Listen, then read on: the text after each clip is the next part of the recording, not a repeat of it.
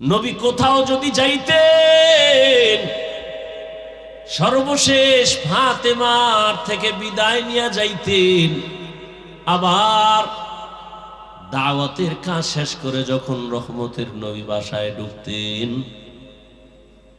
সবার আগে ফাতেমার ঘর দিয়া তারপরে নবী বাসায় যেতেন।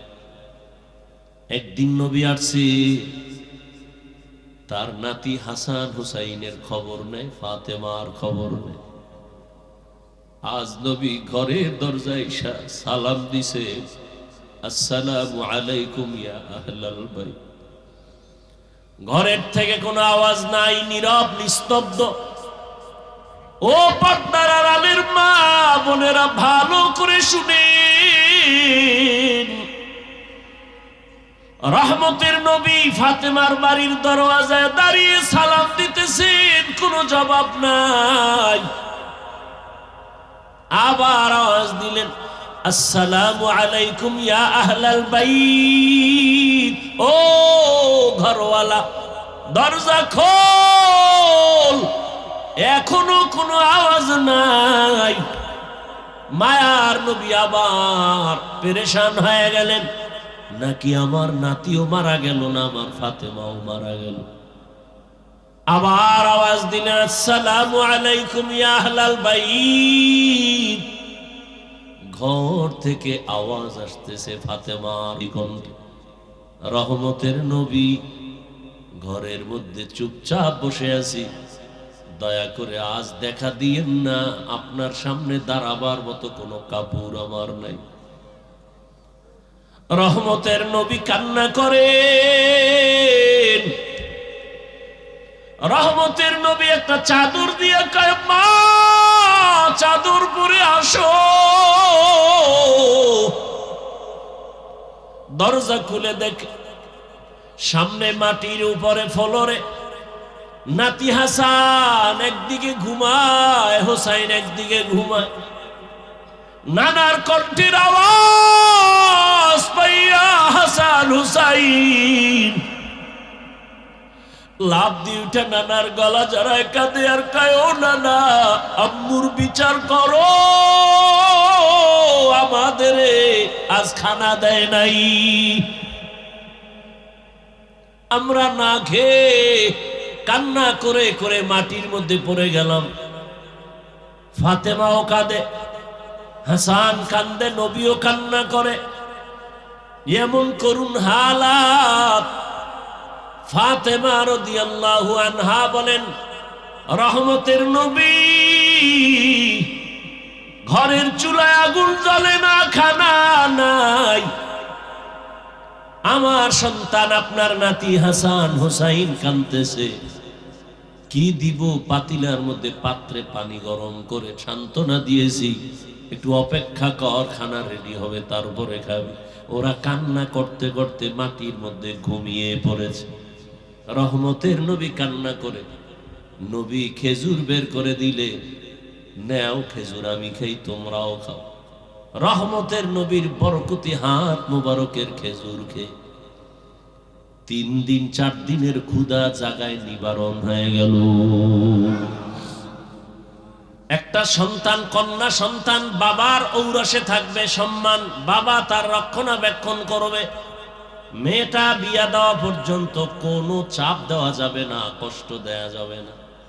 স্বামীর ঘরে যাবে, স্বামী তার লালন পালনের ভরণ পোষণের দায়িত্ব নিবে, স্ত্রী কোথাও কষ্টের কাজ করবে না। আবার যখন বৃদ্ধা হয়ে যাবে, সন্তান মায়ের খেদমত করবে। আল্লাহর ইবাদতের পরে মায়ের খেদমত। ওয়া কাযা রাব্বুকা আল্লা তা'বুদু ইল্লা ইয়াহু ওয়া বিল ওয়ালিদাইনি ইহসানা। আল্লাহর ইবাদতের পরে মা বাবার সাথে ইহসান করো হে সন্তান। ধমক দিয়ে মা বাবার সাথে কথা বলবা না, এমন কোন আচরণ করবা না যে মা কষ্ট পেয়ে বলবে আহ বা উহ। আল্লাহ হেদায়েত দান করুন। এরে আমার কলিজার যুবক, মা বাবার দোয়া ছাড়া কসম আল্লাহর জীবন সফল কারো হবে না। তুমি জানো না ওই মা কত রাত ঘুমাতে পারে নাই, তোমাকে আমাকে ঘুম পাড়াইতে গিয়া নিজে ঘুমায় নাই। কি কষ্ট জীবনে মাকে দিয়েছো। মা বাবা শীতের দিন কষ্ট করেছে তুমি জানো। কত বাবা ছিল গরিব, মনে চাই ইলিশ মাছ দিয়া খানা খাবে, টাকার অভাবে মাছ কিনতে পারে নাই। মা ফল খাবে, টাকা নাই কিনতে পারে না। আজ টাকাওয়ালা সন্তান, তোমার ঘরের ফ্রিজে কত মাছ কত ফল, কিন্তু কি লাভ হবে? যারা আফসুস করেছে তারা সাদা কাপড়ের প্যাকেট হয়ে আছে। চাইলেও আর খাওয়াইতে পারবা? ওই মা বাবা যার বেঁচে আছে, এই রত্ন হারাইও না রে যুবক। ওই মা বাবার থেকে দোয়া নাও, কপাল খুলে যাবে। জাকির নায়ক একজন ডাক্তার, আর আমার দেশের তাসনিমা নাসরিনও একজন ডাক্তার। গোটা দুনিয়ার মানুষ জাকির নায়কের জন্য পাগল।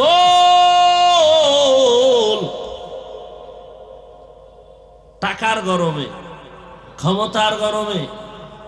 আর তাসনিমা নাসরিনের জন্য মানুষ ধিক্কার জানায়। ও মইরা গেল, ওর লাশটা বাংলাদেশে আসবে না। ভাইরা আমার, আল্লাহ তাআলা বলেন, রহমতের নবীকে দুনিয়ায় যখন আমি পাঠাইলাম, মক্কার অবস্থা বড় খারাপ। এতটা করুণ ওই মক্কার মানুষের চরিত্র, এত খারাপ। কন্যা সন্তান পছন্দ করে না। কন্যা হলে বাবা পাগল। কত বাবা আপন কন্যাটার গলা টিপে দুনিয়াতে পাথর চাপা দিয়া মেরে ফেলেছে।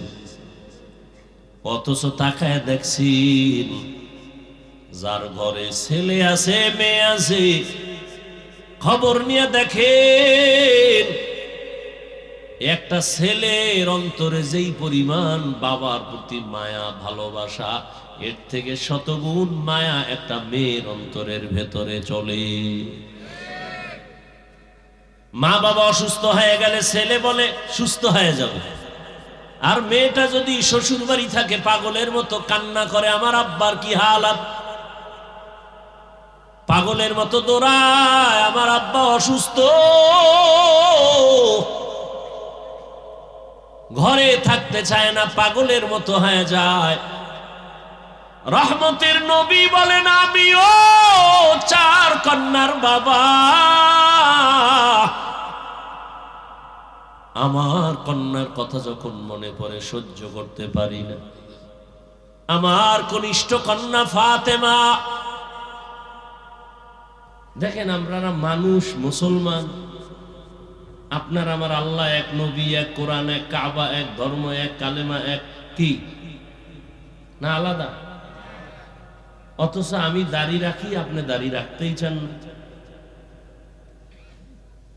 আপনিও মুসলমান, আমিও মুসলমান। আপনার আল্লাহ আমার আল্লাহ 2 না 1? তাহলে আপনাকে দাড়ির জন্য আলাদা বয়ান দিতে হবে কেন? টুপির জন্য বয়ান দিতে হবে কেন? সুন্নতের বয়ান দিতে হবে কেন? সুদের বিরুদ্ধে আপনাকে বুঝাতে হবে কেন? ঘুষের বিরুদ্ধে আপনাকে বয়ান করে বুঝাতে হবে কেন? ওই যে একটু আগে বলছি, আসলে মানুষ হতে পারিনি।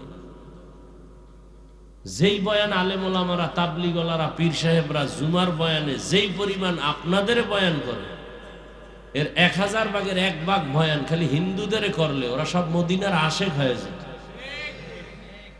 আর আপনি বয়ান শোনার পরে বিড়ি মোনাজাত দিয়ে গেছে, বিড়ি টানতে টানতে যাইতেছে। এরম আছে না নিমক হারাম? কি বয়ান শুনলো? মোনাজাত দেওয়ার পরেই বিড়িতে, মোনাজাতে বোধহয় বিড়ি চাইছে। সুদের টাকায় ব্যবসা, বাহাদুরি ভাব। খায় হারাম, করে মায়ে আপন গর্ভধারিণী মায়ের সাথে জিনার গুনাহ, বাহাদুরি করে। যারা সুদের সাথে জড়িত 24 ঘন্টা কার সাথে জিনার গুনাহ করে? গর্ভধারিণী আপন মায়ের সাথে জিনার গুনাহ। এই কথা বললে সুদখোরের মনে শান্তি না কষ্ট? কিছু কিছু তার ছেলেরা মনে করবে, হুজুরে আমারে চিনলো কেমনে, যে বৈশাই যে আমারে ধরলো। চিন্তা করছে সুদ খাওয়া হালাল না হারাম? যারা সুদের সাথে জড়িত এদের নামাজ কবুল হবে না, রোজা কবুল হবে না, হজ কবুল হবে না, তেলাওয়াত কবুল হবে না, মাদ্রাসা করলে সওয়াব হবে না, মসজিদে দান করলে সওয়াব হবে না, মোনাজাত দিলে কবুল হবে না। আরো শুনবেন, তওবা না করে মরলে চিরস্থায়ী জাহান্নাম। কয়দিনের জন্য জাহান্নাম? হ্যাঁ, এটি লিখে রাখেন, এটি কেউ বলবে না, বলার সাহস নাই, বলতেও পারবে না, কারণ শিয়ালের হাতে মুরগি আমানত। আমি বলে গেলাম, আমি চিন্তা করছি একদিন আসছি আর জীবনে না আইলাম, আইসি যেহেতু জনমের মতো বলে যাই। কিন্তু মসজিদে আগামী জুমায় যদি এই বয়ান চলে, সূর্য ডুবার পরেই নোটিশ আসবে, ইমাম সাহেব 1 মাসের ছুটি। বলবে কেন? বলবে শিয়ালের হাতে মুরগি দিলে যা হয়, মসজিদ মাদ্রাসার চাবি সুদখোরের হাতে দিলে তাই হয়।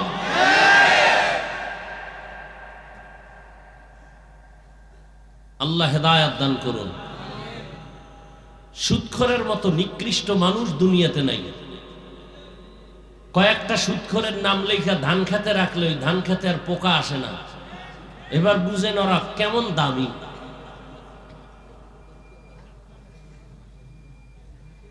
তবে আপনি লিখে দিলে হবে না, ভালো কোনো আমলওয়ালার দ্বারা লেখাই নিতে হবে।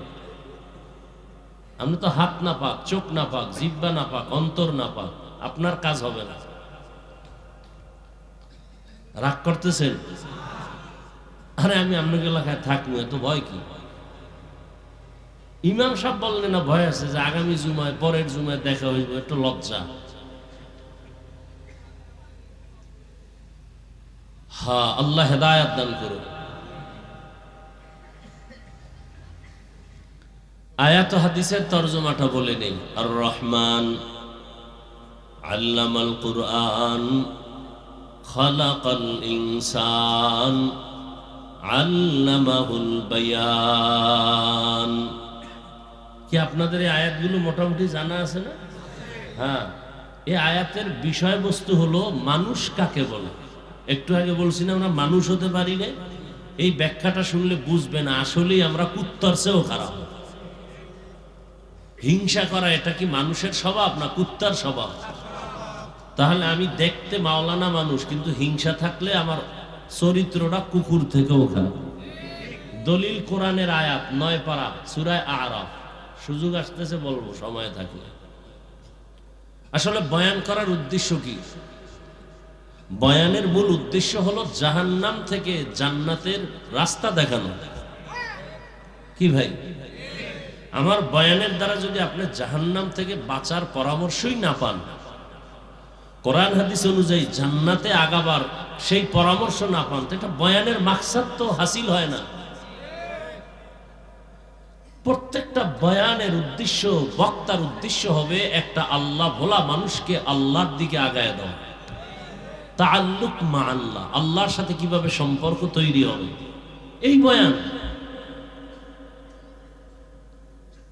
আর বয়ানের দ্বারা যদি আল্লাহর সাথে সম্পর্কের সেই বিশ্বাসটা, সেই অনুভূতিটা না আসে, তো কিসের বয়ান এগুলো?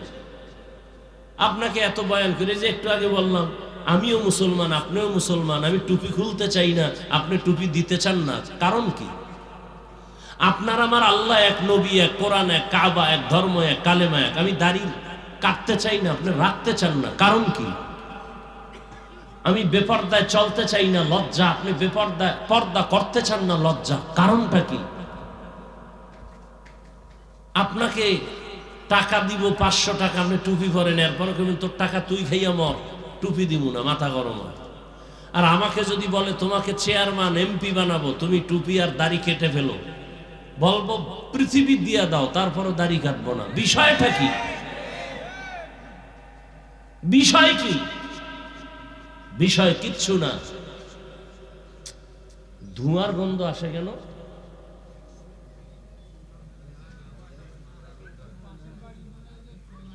হ্যাঁ, প্রচন্ড ধোঁয়ার আসতেছে গন্ধ। বিড়ির গন্ধ না, ধোঁয়া ধোঁয়া ধোঁয়া। এটা কোথাও কিছু জ্বালাচ্ছে, মহা মুসিবত। আমাদের জন্য খুব ক্ষতি করে বিষয়গুলো।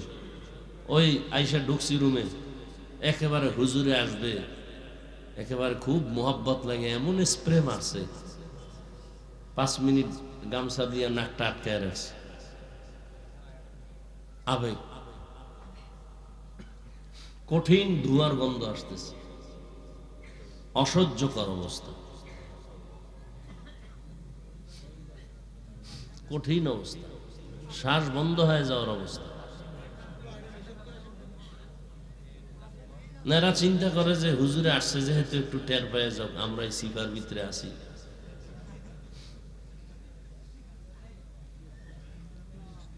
কতটা ক্ষতিকর এগুলো।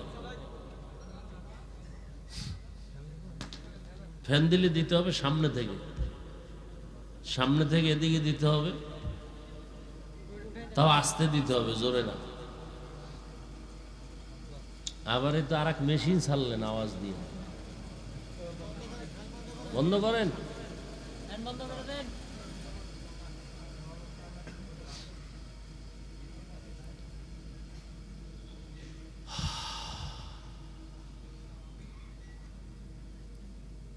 আল্লাহ বলেন আর রহমান, রহমান হলেন তিনি, আল্লামাল কুরআন, কোরআন শিক্ষা দিলেন যিনি, খালাকাল ইনসান, রহমান হলেন তিনি, মানুষ সৃষ্টি করলেন যিনি, আল্লামাহুল বায়ান, রহমান হলেন তিনি, বয়ান শিক্ষা দিলেন যিনি। নবীজি বলেন খায়রুকুম মান তাআল্লামাল কুরআনা ওয়া আল্লামাহ, দুনিয়াতে ওই ব্যক্তি বড় দামি, বড় সম্মানিত যে কোরআন শিখে অন্যদের কোরআন শিক্ষা প্রদান করে। তরজমা শেষ। হাদিসের উপরে 2-4 মিনিট কথা, এরপরে আয়াত নিয়ে কথা বলি। নবীজি বলছেন দুনিয়াতে শ্রেষ্ঠ ওই ব্যক্তি যে কোরআন শিখে, বলেন না কেন, সহযোগিতা করেন, অন্যকেও শিক্ষা দেয়। তাদের মতো দামি আর কেউ নাই।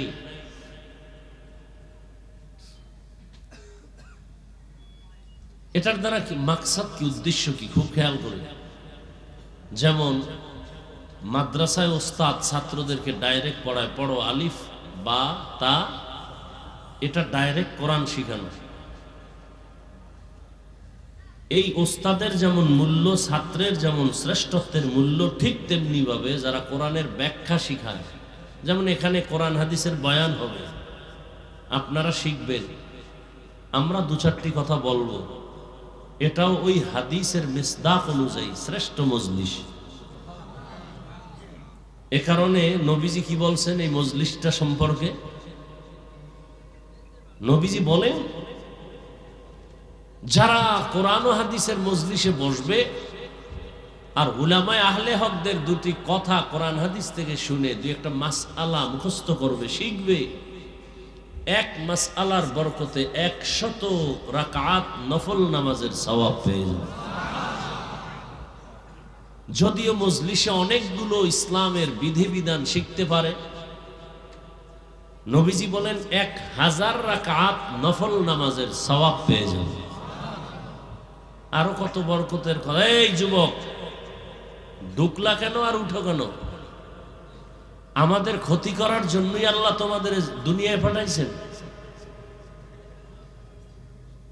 জীবনে উপকার হবে না তোমাদের দ্বারা, হ্যাঁ, এইটাই কাম। শুরু করতে পারলাম না, ব্যারাম শুরু হয়ে গেছে। তাতে বৃষ্টি হয় ভালো ছিল, তুফান টুফান হয়ে যায় তো ঘুমাইতাম বাসায়। মানুষের কোনো নেয়ামতের কোনো কদর নেই।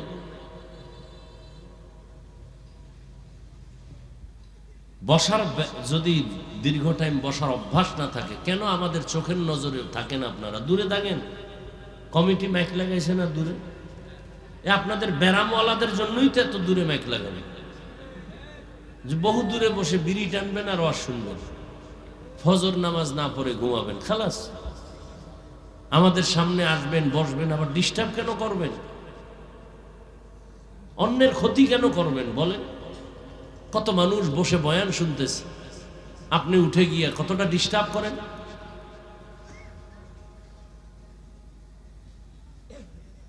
শেষ দোয়া পর্যন্ত আল্লাহ মাহফিলকে কবুল করেন। ঘর থেকে যখন বেরিয়েছে মানুষ, আপনারা দ্বীনের মজলিসে আসবেন। নবীজি কি বলছেন? প্রত্যেকের সাথে 70,000 রহমতের ফেরেশতাকে আল্লাহ কাফেলা বানিয়ে দিয়েছেন। কতক্ষণ তারা আছেন? ঘর পর্যন্ত পৌঁছা পর্যন্ত। এরা কি করবেন? এরা শুধুই আপনাদের আমাদের জন্য আল্লাহর কাছে মাগফিরাত চাইবেন, আমাদের গুনাহ মাফ চাইবেন। শুধু কি তাই? এই যে একটা প্যান্ডেল এখানে জমিনে বসা, ঠিক এমন একটা মজলিস আরশে আজিমে আল্লাহ মিলাইয়া ফেরেশতাকে নিয়ে বসছেন।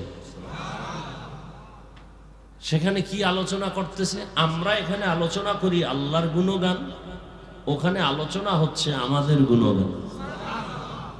আল্লাহ বলতেছেন এই মানুষগুলো বসলো কেন? অনেক বড় হাদিস।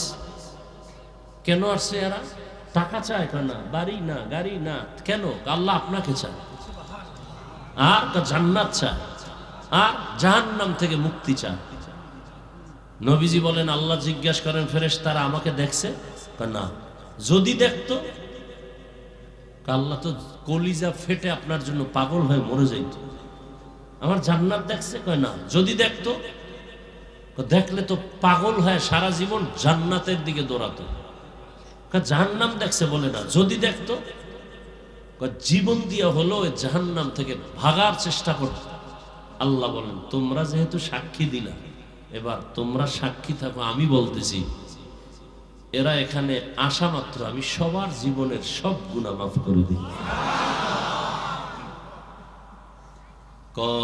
কিছু লোক তো অশুনতে আসে না, তামসা দেখতে আসছে। কেমন হুজুর, চেহারা দেখতে আসছে, কোন দলের হুজুর, টুপির সাইজ কি, এরকম আছে না কিছু? এগো কি করবেন? কয় এগো মাফ করে দিল। কেন? কয় চিটা যেমন ধানের দামে বিক্রি হয়ে যায়, ঠিক যারা এখানে আল্লাহর মহব্বতে আসছে এরা ধানের সমতুল্য, যারা আসছে শুধু তামাশা দেখতে এরা চিটার সমতুল্য। তো দুনিয়াতে যদি একটা কি বলে যেটার দাম নাই, একটা চিটা, এটার যদি মূল্য থাকে ধানের সাথে এটার বিক্রি হয়, কেউ বলে না যে চিটা আলাদা করো, ধানগুলো আমাকে দাও, বলে না। তাহলে দুনিয়ার মানুষ যদি এটাকে করতে পারে, তা আমি তো আরো দয়াময়। আর মানুষ তো আমিই বানাইছি, আমি কেন করব না? যারা আসছে আমাকে পাওয়ার জন্য আর আমার মজলিসের কাছে আসছে। একটা লোক আতরের দোকানের পাশে দাঁড়ানো, দাঁড়ায়া ঘেরান পাইতেছে মজা, আর একজনে কিনা পকেটে নিতেছে। মনে চায় কি চায় না? চায়। কিন্তু টাকা নাই। তো টাকা না থাকলে কি হবে? ঘেরান পায়নি, পায়নি না, ওইটা আবার কোনো আটকায় রাখা যায়? পাইতেছে। ওই ঘেরানটায় মজা আছে না নেই? আছে। টাকা না থাকলেও, কিনতে না পারলেও তো ঘেরান পায়। ঠিক যারা ময়দানের পাশে আসছে, ওয়াজ শুনতে আসে নাই, এরাও তো কিছুটা আল্লাহর মহব্বতের ঘ্রাণ এখান থেকে পাবে। অতএব এদের বরকতে আল্লাহ ওদেরকেও মাফ করে দেবে। এত বড় মজলিসে আসিয়া বসার পরেও কি মোবাইলটা হাতে নেওয়ার মানে কি? আচ্ছা, 24 ঘন্টাই তো এই মোবাইল নিয়ে থাকেন। এই স্বামী, বউরে সময় দাও না বাবা, এই মোবাইল। বাবা সন্তানকে সময় দেয় না, মোবাইল। তো 24 ঘন্টাই তো বাথরুমে গিয়েও মোবাইল। আল্লাহ নিয়ে আসছেন বেহেশতের বাগানে, 2 ঘন্টা মোবাইল না চালাইলে কি হবে?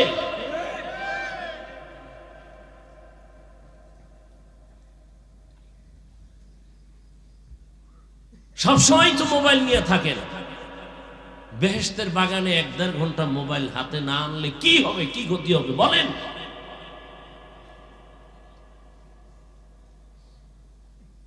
না দেখাচ্ছেন আমি মোবাইলওয়ালা, তবে আমার দেখাইলে ক্ষতি হবে।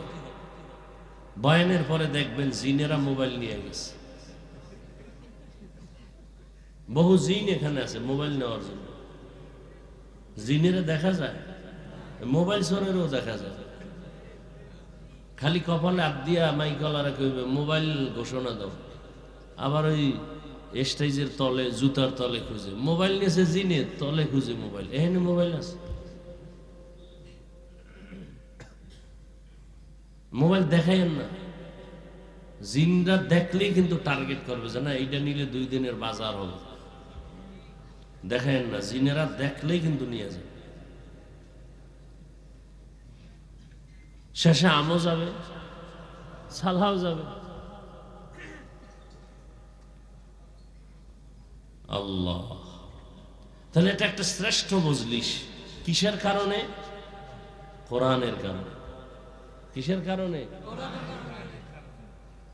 সোহবতে সালে তোরা সালে কুনাত, সোহবতে তালে তোরা তালে কুনাতে জামানা, সোহবতে বা আউলিয়া বেহতেরাজ সদ সালা তাআত বেরিয়া।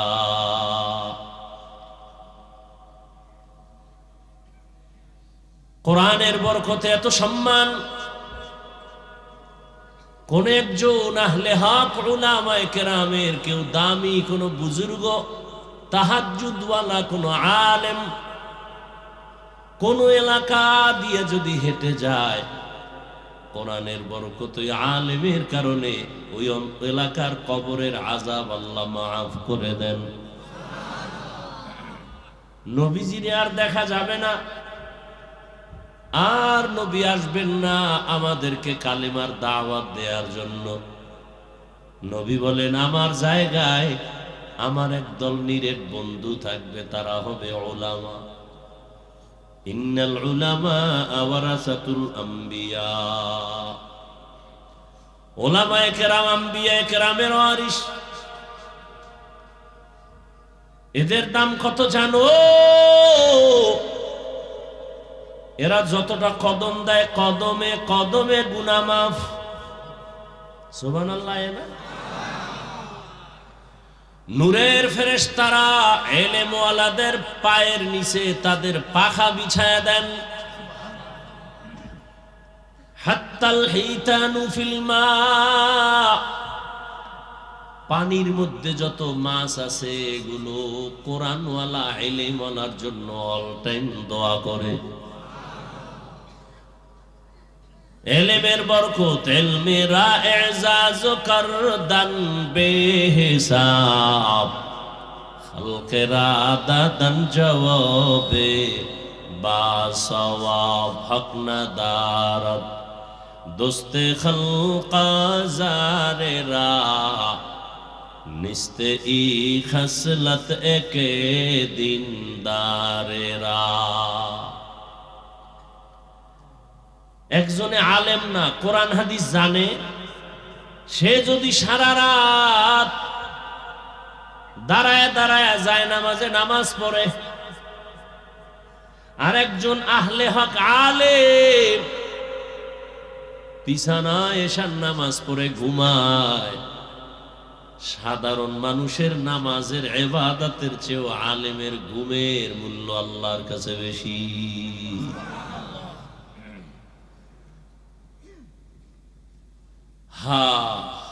কত মর্যাদা! কিয়ামত পর্যন্ত এই জাতিকে জান্নাতের পথ দেখাবে একমাত্র উলামায়ে আহলে হক। আর কোনদিনে জমিনে আবু বকর, ওমর, ওসমান, আলী আসবেন না। বড় বড় আউলিয়া আব্দুল কাদের জিলানী, খাজা মুঈনুদ্দিন চিশতি আজমেরি, ইমাম গজালি আর আসবেন না। ইমাম আবু হানিফা আসবেন না। ফাকিহুন ওয়াহিদুন, কি হাদিসটা কি? আসাদু ফাকিহুন ওয়াহিদুন একজন ফকিহ কোরআন হাদিস রিসার্চ করে মাসআলা বের করেন, আসাদ্দু আলা শাইতানি মিন আলফি আবেদ, 1000 আবেদ। কয় হাজার আবেদ? বুঝেন তো, খালি ইবাদত করে কিন্তু এলেম নাই। 1000 আবেদের থেকেও একজন ফকিহ আল্লাহর কাছে দাম। হ্যাঁ ভাইরা আমার, এই শ্রেষ্ঠ মজলিস পুরা চারপার্শ্ব থেকে নূরের ফেরেশতারা হাতে হাত লাগাইয়া আরশে আজিম পর্যন্ত তারা সিরিয়ালে দাঁড়ানো। এখান থেকে যদি কেউ মোনাজাত দিয়া তওবা করে বিদায় হয়, রহমতের নবী বলতেন মায়ের গর্ভের বাচ্চা যেমন দুনিয়াতে নিষ্পাপ ভূমিষ্ঠ হয়, কোরআনের বাগান থেকে একজন মানুষ ওই রকমই নিষ্পাপ বাড়িতে ফিরে যায়। সোহবতে সালেহ তোরা সালেহ কুনাত, সোহবতে তালে তোরা তালে কুনাত। আল্লাহ রসুল বলেন যারা কোরআন শিখে, যারা শিখায় তারা দামি। শুধু তাই না, একজন আলেম কোরআনের হাফেজ এই মাদ্রাসায় পড়ে 5 ওয়াক্ত নামাজ বা জামাত আদায় করেন, কিন্তু গরিব, শীতের পোশাক কেনার টাকা নাই, বাবা খানার টাকা দিতে পারে না। এই ছেলেটা কোরআন পড়ে আর একজনে খানা দেয়, আছে না? মশারি কিনে দেয়, কিতাব কিনে দেয়, জামা কিনে দেয়। কত টাকাওয়ালা আছে বলে একজন এতিম সন্তানকে আমি আলেম বানানোর খরচটা মাসে মাসে দিব, দাও মাদ্রাসায় পড়াও। ওই কোরআনের হাফেজটা আলেম হইয়া আল্লাহর থেকে যে পুরস্কার পাবে, ওরে টাকা দিয়া খানা দিয়া সহযোগিতা করে যে আলেম বানানোর পেছনে সহযোগিতা করলো, ওই একজন সহযোগী খানা খাওয়ানেওয়ালা হাসরের ময়দানে ওই হাফেজে কোরআনের সমপরিমাণ পুরস্কার পেয়ে জান্নাতে যাবে। হাদিসে পাকে আর এক ঘটনা আছে, হাসরের ময়দানে আল্লাহ পাকের আদালতে একজনের ফয়সালা হবে, জাহান্নামে যাও, কোনো আমল নাই। ফেরেশতার হাতে হ্যান্ডকাপ লাগায় দেও, এর আমল নাই, কোনো নেক আমল, জাহান্নামে পাঠায় দাও। ফেরেশতারা যখন হাতে হ্যান্ডকাপ লাগাইয়া জাহান্নামের দিকে যাবে, এই আসামি বারবার পেছনে ফিরে তাকাবে। আল্লাহ বলবেন ফেরেশতারা দাঁড়াও, এই বান্দাটা বারবার পেছনে তাকায় কেন? ফেরেশতারা বলেন আল্লাহ আপনি জানেন, আমরা জানি না। আল্লাহ বলবেন আমি অবশ্যই জানি, ওই বান্দা বারবার পেছনে তাকাইয়া অপেক্ষায় আছে, আমি রবের একটু দয়া তার উপরে হয়নি, ও চায় আমি একটু দয়া করিনি। আচ্ছা দাঁড়াও তো দেখি তো কোনো দয়া করার লাইন আছে। নবীজি বলেন আল্লাহ বলবেন ফেরেশতাদের আমল নামাটা একটু তল্লাশি করো, দেখো কোনদিন কোরআন শিখছেনি।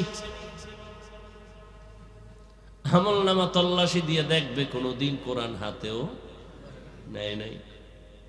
না আল্লাহ নেয় নাই, কোরআনের সাথে সম্পর্ক নাই। আচ্ছা দেখো তো কোরআন ওয়ালা যারা, তাদের সাথে একটু সম্পর্ক আসেনি দেখো, এমন একজনের সাথে মোহব্বত আছে কিনা যে আলেম। ফেরেশতারা আমলনামা তল্লাশি করে দেখবে এমন কোনো পরিচয় নাই, জীবনে আলেমের সাথে মুসাফাও করে নাই। আল্লাহ কইবে এবার শেষবারে একটা ঝাড়া দাও। কি বলবে? দেখো এই বান্দার সাথে এমন কোন বন্ধু আছে নি যে বন্ধুর সাথে আলেমের মোহব্বত আছে? ফেরেশতারা তল্লাশি দিয়ে দেখবে হ্যাঁ এই বান্দার একজন বন্ধু আছে, ওই বন্ধুর সাথে আলেমের সম্পর্ক। আল্লাহ বলেন আজকে তো সুপ্রিম পাওয়ার নিয়ে আমি আল্লাহ বলছি, আমি রহিম নামের দরজা খুইলা রাখছি, রহমান নামের দরজা দিয়া ওই সূত্রে টান দিয়া আলেমের মোহাব্বতের সূত্রে আমি তাকে জান্নাতি বানায় দিলাম। আতিনা ফি দারে দুনিয়া না হাসান, আতিনা ফি দারে উকবা না হাসান, ইয়া গিয়াসাল মুস্তাগীসিন ইহদিনা লফতিখারা বিল উলুমে ওয়াল গিনা। হর গরিদে নেকো তু তৈয়ার হে, जो न मंगे उससे तू बेजार है। আলেমের এত সম্মান কিসের কারণে বলেন? কোরআন। এ কারণেই তো রহমতের নবী দুনিয়াতে আসছেন। কোন জায়গায় বলতে পারবেন নবীজি আসছেন দুনিয়াতে? কোন জায়গায়? আপনাকে যশোরে? কোথায়? মক্কা নগরীতে আসছেন আমার রহমতের নবী। কেমন অবস্থা যখন মক্কার মানুষ ছিল চরিত্রহীন, লম্পট, এতটাই খারাপ, নারী পুরুষ একসাথে উলঙ্গ হয়ে বাইতুল্লাহ তাওয়াফ করে। কি বলবেন সুবহানাল্লাহ? এটা আবার ধাক্কা দিতে হবে না? কি শুনলেন জীবন বরওয়াজ?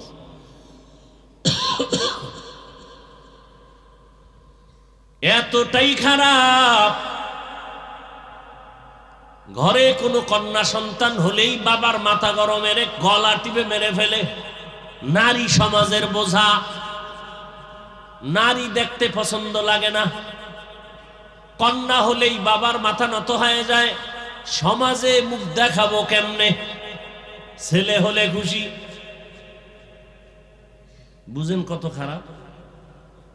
১৫০০ বছর পর আমার দেশের সমাজে এখনো কিছু কুলাঙ্গার আছে, মেয়ে হলে বেজার হয়। আসেনি? বউয়ের সাথে রাগ করে কথা বলে না। এই ফেতনির ঘরের ফেতনি সব মেয়ে দাও কেন? সন্তান কি বউ দেয়? কে দেয়? কেমন তার সেরা বোকা! সন্তান দেয়ার মালিক কে? না শাহজালাল? লিল্লাহি মুলকুস সামাওয়াতি ওয়াল আরদ ইয়াখলুকু মা ইয়াশাউ ইনাসাও ওয়া ইয়াহাবু লিমান ইয়াশাউ যুকুর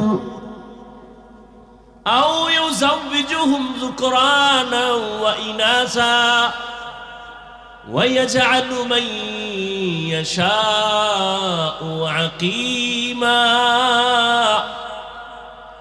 ইন্নাহু আলীমুন কাদির।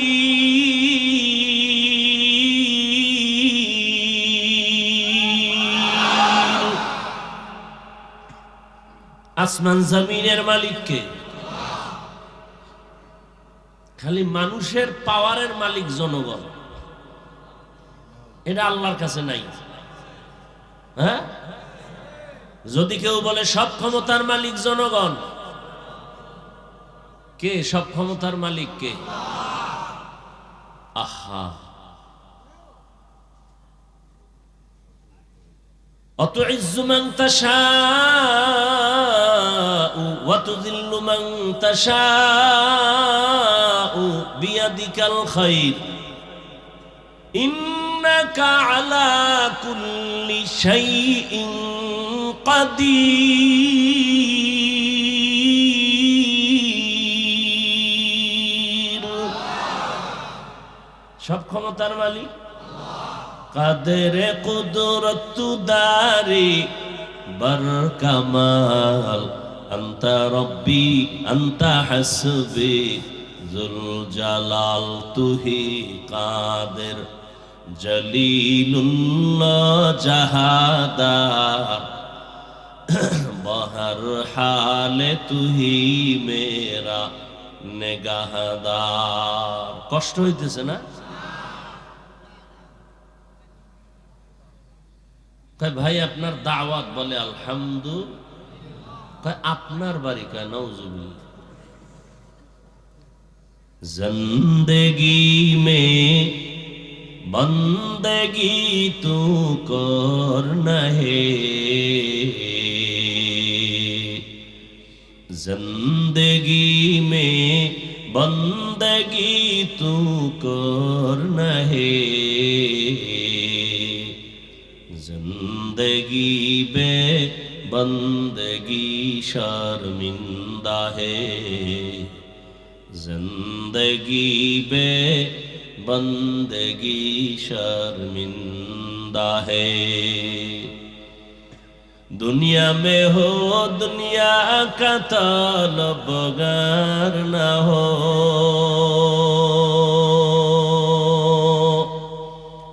बाजार से गुजरो हो खरीदार न हो, ये दुनिया एक मिसल कागज़ फूल है, ये दुनिया एक मिसल कागज़ फूल है, जिंदगी में बंदगी तू करना है, जिंदगी में बंदगी शर्मिंदा है, जिंदगी बे बंदगी शर्मिंदा है, जिंदगी में बंदगी कुन बंदगी, बंदगी बे जिंदगी शर्मिंदगी। আল্লাহ তাআলা বলেন, রহমতের নবীকে আমি হেদায়েতের বার্তা নিয়ে পাঠিয়ে দিলাম।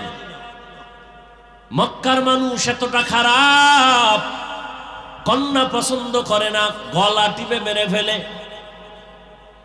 কন্যা সমাজের বোঝা। অথচ আল্লাহ বলেন, সন্তান আমি দেই কাউকে ছেলে দেই, কাউকে মেয়ে দেই, কাউকে দোনোটা দেই, কাউকে কোনোটাই দেই না। রহমতের নবী বলেন, আমার একটা ছেলেও নাই, আমি 4 কন্যার বাবা। ও দুনিয়ার কন্যাওয়ালার বাবারা, শুকর আদায় করিও। যদি একটা কন্যা পাও, শুকর আদায় করো, তুমি একটা জান্নাতের মালিক হয়ে গেছো। 2 কন্যা যদি পাও, শুকর আদায় করিও, তুমি 2 জান্নাতের মালিক। কন্যা হলে লাভ না ক্ষতি? কন্যা ছেলে হলে লাভ, কামাই করে খাওয়াবে। কয়জনে যে খাওয়ায়, বিয়া করলেই নাই, বউও নাই, ছেলেও নাই। বিষয় কি কয়, ঘরে আনছে ডানা কাটা ভরি। কি কাটা ভরি? ডানা কাটা ভরি আনার পরই ঘরে কয়, তোর বাবার ডানা ভালো না, কেটে ফেল। তোর মায়ের ডানাও খারাপ, চল। কই যামু? কয় যশোর শহরে ফেলাক ভাড়া ল। তোর মা বাবার ডানা ভালো না। কিছুদিন ওখানে ঘুরে ফিরা, এবার স্বামীরটা খাইয়া চুষে চুষে কয়, এবার তোর ডানাও খারাপ, হিজরত করে গেলাম। আছে না নাই? ডানা কাটা বুড়ি, এটার ব্যাখ্যা কি আমি বুঝি না। আল্লাহ হেদায়েত দান করুন। সন্তান দেয়ার মালিক কে? ছেলেকে দেন, মেয়েকে দেন, দোনোটাকে দেন, কোনোটাও দেন না, ক্ষমতা কার? আর আপনি স্লোগান দেন, ছেলে হোক মেয়ে হোক, 2টোর বেশি নয়, একটা হলে আরো ভালো হয়, না হইলে আরো ভালো। আহা, কপাল পুড়েছে আমার। আল্লাহর জাতির কসম, ইসলাম রহমতের নবী নারীর মর্যাদা যে পরিমাণ বাড়িয়েছে, দুনিয়াতে কোন ধর্মে নারীর মর্যাদা বাড়ায় নাই। সব ধরে জুলুম। ইসলাম নারীর দিয়েছে অধিকার, নারীর সম্মান। এটা না বুঝার কারণে আমগো কিছু মারা রাস্তায় নেমে বলে আমগো অধিকার আদায় করতে চাই। কেমনে কয়, পুরুষ মাটি কাটবে আমরাও কাটবো, অধিকার আদায় করবে। আল্লাহ হেদায়েত দান করুন। একটা সন্তান, কন্যা সন্তান বাবার ঔরসে থাকবে সম্মান, বাবা তার রক্ষণাবেক্ষণ করবে। মেয়েটা বিয়া দেওয়া পর্যন্ত কোনো চাপ দেওয়া যাবে না, কষ্ট দেয়া যাবে না। স্বামীর ঘরে যাবে, স্বামী তার লালন পালনের ভরণ পোষণের দায়িত্ব নিবে। স্ত্রী কোথাও কষ্টের কাজ করবে না। আবার যখন বৃদ্ধা হয়ে যাবে, সন্তান মায়ের খেদমত করবে।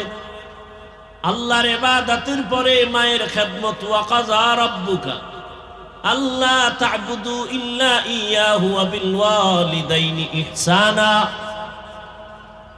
আল্লাহর ইবাদতের পরে মা বাবার সাথে ইহসান করো হে সন্তান।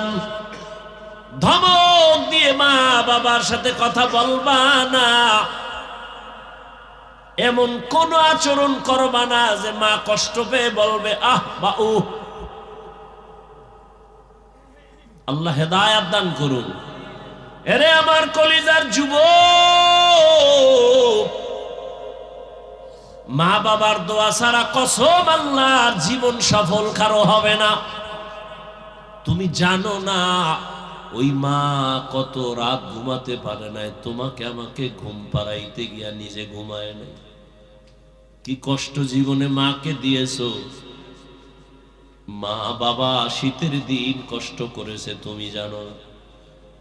কত বাবা ছিল গরিব, মনে চাই ইলিশ মাছ দিয়া খানা খাবে, টাকার অভাবে মাছ কিনতে পারে নাই। মা ফল খাবে, টাকা নাই, কিনতে পারে না। আজ টাকাওয়ালা সন্তান, তোমার ঘরের ফ্রিজে কত মাছ কত ফল, কিন্তু কি লাভ হবে? যারা আফসুস করেছে তারা সাদা কাপড়ের প্যাকেট হয়ে আছে। চাইলেও আর খাওয়াইতে পারবা? ওই মা বাবা যার বেঁচে আছে, এই রত্ন হারাইও না রে যুবক। ওই মা বাবার থেকে দোয়া নাও, কপাল খুলে যাবে।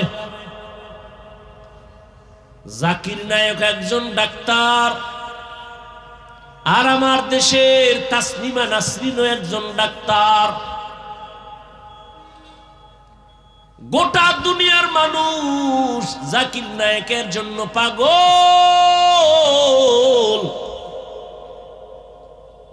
টাকার গরমে, ক্ষমতার গরমে।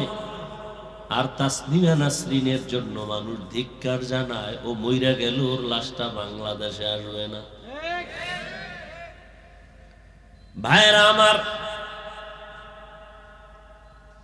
আল্লাহ তাআলা বলেন, রহমতের নবীকে দুনিয়ায় যখন আমি পাঠাইলাম, মক্কার অবস্থা বড় খারাপ। এতটা করুন এই মক্কার মানুষের চরিত্র এত খারাপ। কন্যা সন্তান পছন্দ করে না। কন্যা হলে বাবা পাগল। কত বাবা আপন কন্যাটার গলা টিপে দুনিয়াতে পাথর চাপা দিয়া মেরে ফেলেছে। অথচ তাকায় দেখছেন, যার ঘরে ছেলে আছে মেয়ে আছে, খবর নিয়ে দেখেন একটা ছেলের অন্তরে যেই পরিমাণ বাবার প্রতি মায়া ভালোবাসা, এর থেকে শতগুণ মায়া একটা মেয়ের অন্তরের ভেতরে চলে। মা বাবা অসুস্থ হয়ে গেলে ছেলে বলে সুস্থ হয়ে যাবে, আর মেয়েটা যদি শ্বশুর বাড়ি থাকে পাগলের মতো কান্না করে, আমার আব্বার কি হালাত। পাগলের মতো দৌড়ায়, আমার আব্বা অসুস্থ, ঘরে থাকতে চায় না, পাগলের মতো হয়ে যায়। রহমতের নবী বলেন, আমিও 4 কন্যার বাবা, আমার কন্যার কথা যখন মনে পড়ে সহ্য করতে পারি না। আমার কনিষ্ঠ কন্যা ফাতেমা, নবী কোথাও যদি যাইতেন সর্বশেষ ফাতেমার থেকে বিদায় নিয়ে যাইতেন। আবার দাওয়াতের কাজ শেষ করে যখন রহমতের নবী বাসায় ঢুকতেন, সবার আগে ফাতেমার ঘর দিয়া তারপরে নবী বাসায় যেতেন। একদিন নবী আসছে, তার নাতি হাসান হুসাইনের খবর নেই, ফাতেমার খবর নেই। আজ নবী ঘরের দরজায় সালাম দিছে, আসসালামু আলাইকুম ইয়া আহলাল বাইত। ঘরের থেকে কোনো আওয়াজ নাই, নীরব নিস্তব্ধ। ও পর্দার আড়ালের মা বোনেরা, ভালো করে শুনেন, রহমতের নবী ফাতেমার বাড়ির দরওয়াজায় দাঁড়িয়ে সালাম দিতেছেন, কোনো জবাব নাই। আবার আওয়াজ দিলেন, আসসালামু আলাইকুম ইয়া আহলাল বাইত। ও ঘরওয়ালা, দরজা খোল। এখনো কোনো আওয়াজ নাই। মায়ার নবী আবার পেরেশান হয়ে গেলেন, নাকি আমার নাতিও মারা গেল, না আমার ফাতেমাও মারা গেল। আবার আওয়াজ দিলেন, আসসালামু আলাইকুম ইয়া আহলাল বাইত। ঘর থেকে আওয়াজ আসতেছে ফাতেমার কচি কণ্ঠ। রহমতের নবী, ঘরের মধ্যে চুপচাপ বসে আছি, দয়া করে আজ দেখা দিয়েন না, আপনার সামনে দাঁড়াবার মতো কোনো কাপড় আমার নাই। রহমতের নবী কান্না করেন। রহমতের নবী একটা চাদর দিয়ে কয়, মা চাদর পরে আসো। দরজা খুলে দেখে সামনে মাটির উপরে ফ্লোরে নাতি হাসান একদিকে ঘুমায়, হোসাইন একদিকে ঘুমায়।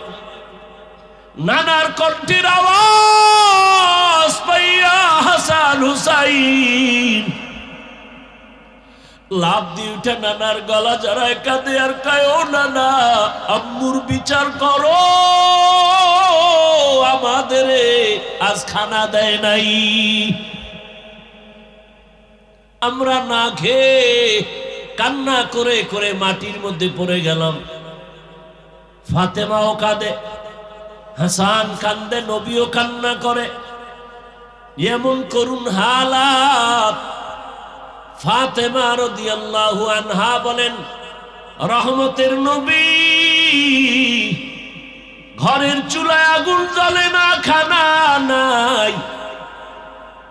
আমার সন্তান আপনার নাতি হাসান হুসাইন কাঁদতেছে, কি দিব? পাতিলার মধ্যে পাত্রে পানি গরম করে সান্ত্বনা দিয়েছি, একটু অপেক্ষা কর, খানা রেডি হবে তারপরে খাবে।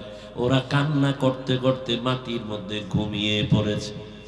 রহমতের নবী কান্না করে, নবী খেজুর বের করে দিলে, নেও খেজুর, আমি খাই, তোমরাও খাও।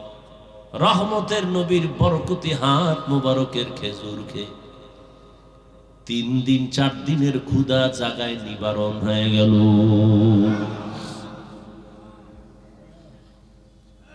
আল্লাহ তাআলা বলেন, রহমতের নবী আসছেন মক্কা নগরীতে। মক্কার মানুষগুলো এখনো তাদের ওই চরিত্রের কোনো ভালো দিক এখনো আসে নাই। নবীও কাউকে কালেমার কথা বলেন না, নামাজের কথা, রোজার কথা বলেন না। সর্বশেষ আল্লাহ তাআলা কোরআন দিলেন। 40 বছরের পরে রহমতের নবী কোরআন পেয়ে দাওয়াতের কাজ শুরু করেন, আর মানুষকে বলে এক আল্লাহর ইবাদত করো। আল্লাহর কাছে মাথা নত করো, ইবাদত করো, মূর্তি পূজা ছেড়ে দাও। কিছুদিন পরে রহমতের নবী আবার বলে রহমানের ইবাদত করো। মুশরিক বেঈমানেরা কয়, ও আব্দুল্লাহর সন্তান, এতদিন তুমি এক আল্লাহর কথা বলেছো, আজ আবার তুমি রহমানের কথা বলো। বলো তোমার আল্লাহ একজন নাকি দুইজন? নবী বলেন একজন। তো বলো আবার আলাদা রহমানের কথা বললা, মানির রহমান বলো, রহমানকে? নবী বলেন অপেক্ষা করো, জবাব দিব। দয়াময় আল্লাহ রহমান কে? এই কথার জবাবে আর রহমান সূরা নিয়া কয়, জিবরাইল যাও রহমতের নবীর কাছে এই আয়াতগুলো জানায় দাও, আমি রহমানকে পরিচয় দিয়া দাও। আর রহমান আল্লামাল কুরআন খালাকাল ইনসান আল্লামাহুল বায়ান।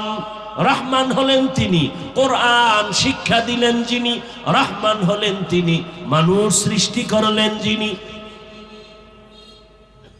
এখানে বুঝার ব্যাপার। আল্লাহ বলেন আমি রহমান কেমন? আগে কোরআন শিখাইয়া তারপরে মানুষ বানাইলাম। অথচ বাস্তবে দেখি তার উল্টা।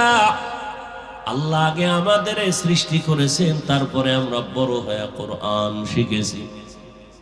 এটাই তো বাস্তব। আমরা কি আগে কোরআন শিখছি? কিন্তু আল্লাহ কি বলেন? আর রহমান আল্লামাল কুরআন খালাকাল ইনসান আল্লামাহুল বায়ান। আমি এমন রহমান, আগে কোরআন শিখাইয়া পরে তোমাদের মানুষ বানাইছি। আল্লাহর কথাই ঠিক, আমাদের বুঝের অভাব। মুফাসসিরিনে কেরাম বলেন আল্লাহ কেন বললেন আগে কোরআন শিখাইলাম পরে মানুষ সৃষ্টি করলাম? তার কারণ হলো আল্লাহর আদালতে সব মানুষ জান্নাত পাবে না। বলে তাহলে কোন মানুষ পাবে?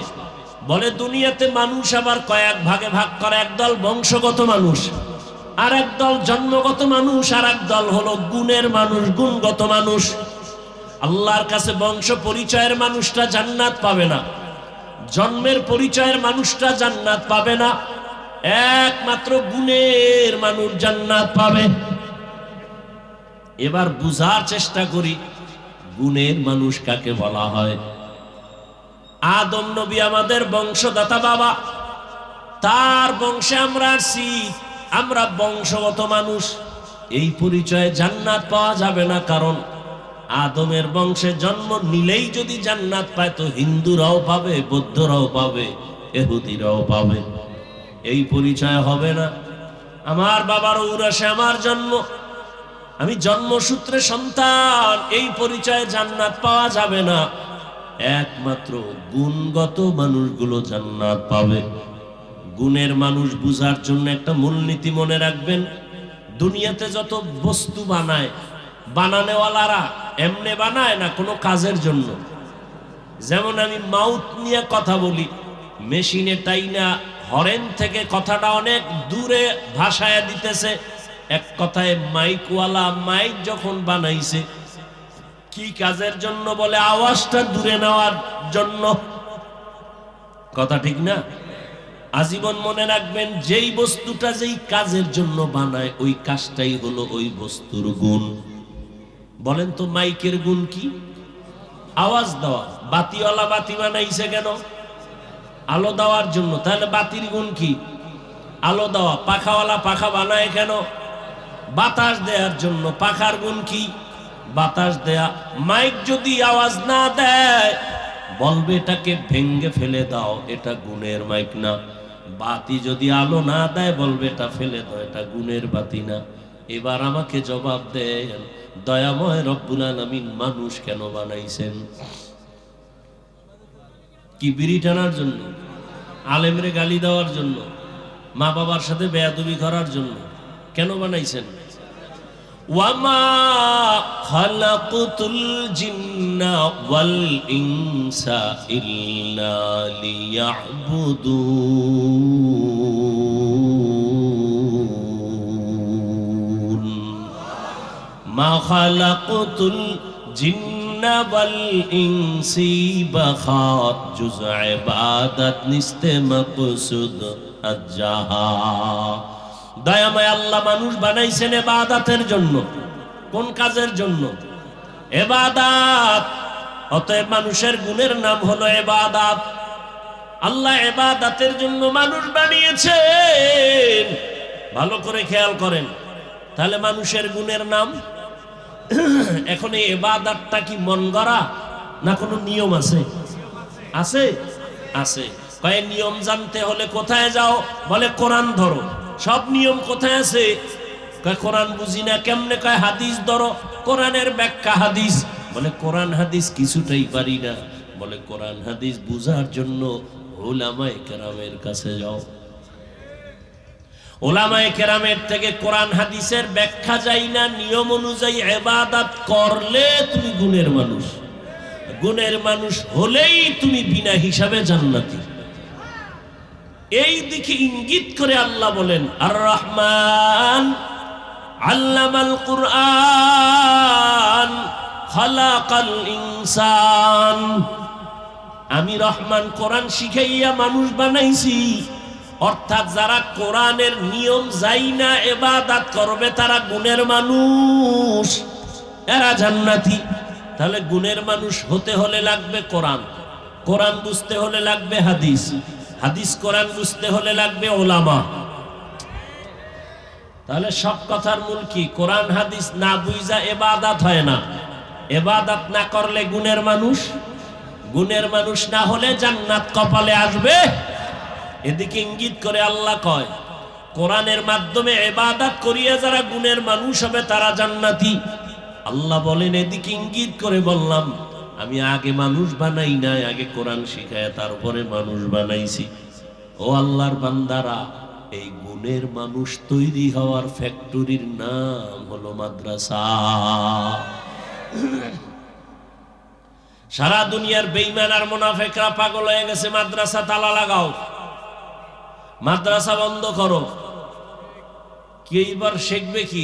শিখবে স্কুলে কি? শরআতে আজাগার, শরআতে আফা, কথা হয় না। আর মাদ্রাসায় কি পড়ে? শরআতে ওযু, শরআতে আল্লাহ। ঠিক নেই? হ্যাঁ, স্কুলে পড়ো বাধা নাই, কলেজে পড়ো বাধা নাই, ডাক্তার হও, ইঞ্জিনিয়ার হও, প্রফেসর হও। তবে আদর্শ গুণের মানুষ হতে হলে উলামায়ে কেরামের ছোঁয়া লাগাও। উলামায়ে কেরামের ছোঁয়া পাইয়া স্কুল কলেজের ছাত্ররা নামাজি। বলেন, ডাক্তার, প্রফেসর, ইঞ্জিনিয়ার, আলেম ওলামাদের ছোঁয়া পেয়ে 5 ওয়াক্ত নামাজি আসেনি। অতএব স্কুলে পড়া খারাপ। কত যুবক রাস্তায় গাড়ি চালায় নামাজ পড়ে নাই? নদীর মধ্যে মাছ ধরে নামাজ পড়ে, কৃষি কাজ করে নামাজ পড়ে, র্যাব, আর্মি, পুলিশ, বিডিআরের চাকরি করে নামাজ পড়ে। ও পর্দার আড়ালের আম্মা জান, আপনার মতো কত মা কত বোন এই এলাকায় আছে নামাজি পর্দাওয়ালা নাই? এবার তাদেরকে বলবো যারা পর্দা করেন না, নামাজ পড়েন না, দাড়ি রাখেন না, ও যুবকেরা, আপনার কপাল এত খারাপ কেন? আপনার মতো যুবকটা যদি রাস্তায় গাড়ি চালায় নামাজ পড়ে, কলেজে পড়ে নামাজ পড়ে, ডাক্তার নামাজ পড়ে, আপনার কপাল কেন খারাপ? ও মা, আপনার মতো মা যদি নামাজ পড়তে পারে, আপনি কেন বেপরদায় রাস্তায় ঘুরেন, মার্কেটে দৌড়ান? এখনো সময় আছে, গুণের মানুষ হইয়া কবরে যান, সন্তানটাকে কোরআন পড়ায় আদর্শ ডাক্তার বানায়া দেন। ও যুবক, মা বাবার দোয়া নিয়ে ডাক্তার হও, জীবন ডাক্তার জাকির নায়েকের মতো হবে। আর যদি বেয়াদবি করো মা বাবার সাথে, আলেমদের সাথে, শিক্ষকের সাথে, তাসলিমার পরিণাম ফল হবে। এখনো সময় আছে, তওবা করো। মনে মনে আল্লাহকে বলো। আর নামাজ ছাড়বা না, দাড়ি কাটবা না, বেপরদায় চলবা না। মা বাবার দোয়া, শিক্ষকের দোয়া, উলামায়ে কেরামের দোয়া নিয়ে চলবা, নবীর আদর্শ মেনে চলবা। মা বোনেরাও তওবা করেন, আর বেপরদায় চলবেন না।